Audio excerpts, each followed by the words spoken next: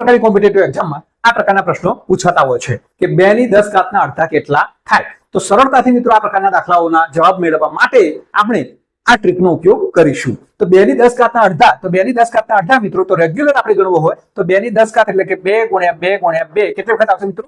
10 વખત। 1 2 3 4 5 6 7 8 9 અને 10।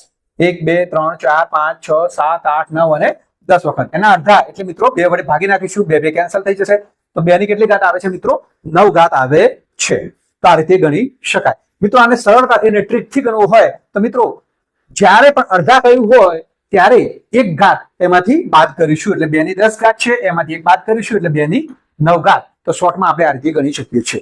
હવે આ જ રીતે મિત્રો 2 ની 10 ઘાતના બમણા કહ્યું હોય તો તમને ખબર છે અડધામાં 2 વડે આપણે ભાગીએ છીએ, જ્યારે બમણાની અંદર 2 વડે ગુણીએ છીએ એટલે 2 ની 10 ઘાત છે અને 2 વડે ગુણીશું તો કેટલા થશે મિત્રો? અહીંયા 2 ની 11 ઘાત થશે।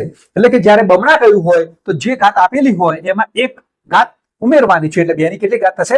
11 ઘાત થશે। તો આ રીતે મિત્રો આપણે ટ્રીક દ્વારા શોર્ટથી આ દાખલો ગણી શકીશું। આ જ પ્રકારના વિડીયો જોવા માટે આ ચેનલને સબસ્ક્રાઇબ કરો તેમજ લાઈક કરો।